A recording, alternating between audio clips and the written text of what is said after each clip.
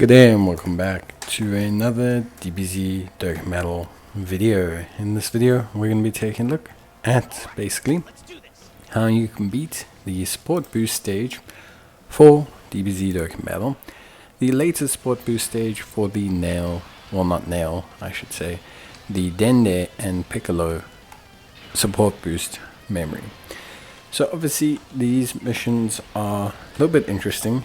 You can only use free-to-play characters, which is always, I think, very interesting. So the first and foremost, if you don't have these options, it's probably because you either didn't grind, or potentially you could be a very new player who doesn't have some of the World Tournament options. So this is obviously a little bit of a shame. Overall, in terms of the first mission, this is completing all of the missions for the Z Hard stage.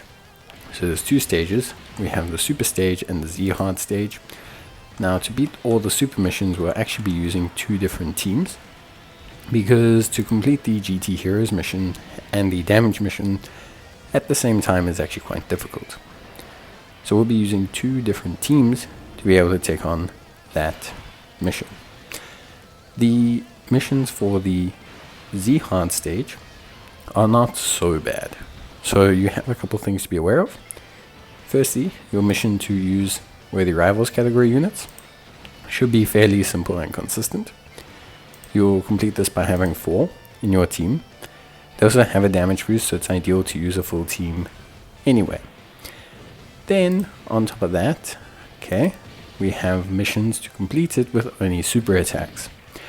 This is probably the most difficult of the missions, because it requires you to own the super, and if you use, for example, int LRTN and he does an additional, then you're going to end up taking too much damage, or not too much damage, right? And he does an additional, you're going to end up losing that challenge. Also, on top of that as well, the Cell and the Freezer can seal, which is again very annoying. Kind of gives you a lot of problems. So there's a couple of things there that are too kind of complicated to, not complicated, but that you need to be aware of. But if you can just use the team I'm using and get a little bit of luck, you'll complete all of them fairly easily. For the super difficulty, we have 2 primary missions. So we have to beat it within 6 turns. That's one thing. Then we have to beat it with GT Heroes. So that's another. And then we also have to beat it with no items, which is another one. So there's quite a few interesting missions. Now you can do the first, you can do any of these with items if you want to. You don't have to not use them. You know, it's not like mandatory to not use them.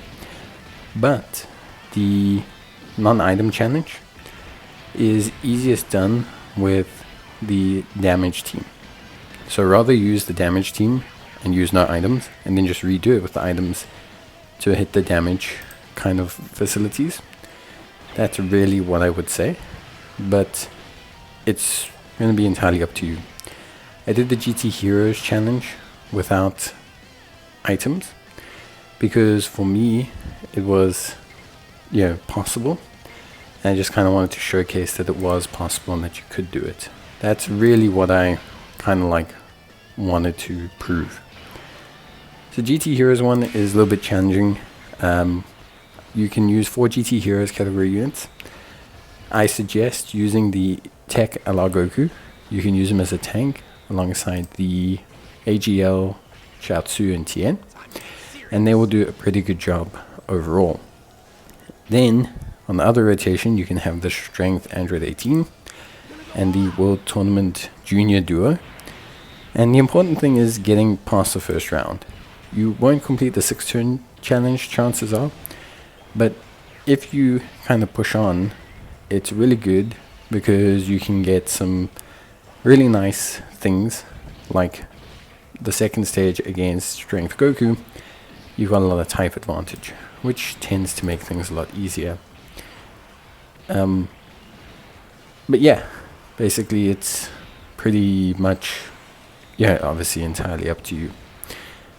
Other than that, that's pretty much it. I think there's not really too much else to focus on, personally. I think most things tend to be quite straightforward, and I think for the most part, players will be able to handle the rest of the rotations. Then we obviously have a team for completing the 6-turn mission. This, of course, requires you to have a little bit of something different. So the 6-turn mission ultimately amounts to having things like items to help boost your damage, to boost your damage flow, makes things a lot easier, a lot better. But yeah, for me, definitely, when we look at the mission for, beating this game and beating the stages, I think using items here, it just makes it so much easier. It gives you so much breathing room, and once you get past that first round, you just have all the damage you need. You have everything you need to make it work, and then you don't have to panic so much. Everything works the way you need it to. Everything works smoothly. You work out perfectly fine. So I think definitely, for me, overall, it's a very acceptable mission. It's just trying to do everything at once with the GT heroes, I think, can be quite challenging. But I think if you don't try to do the 6-turn mission with the GT heroes, I think actually everything runs fine.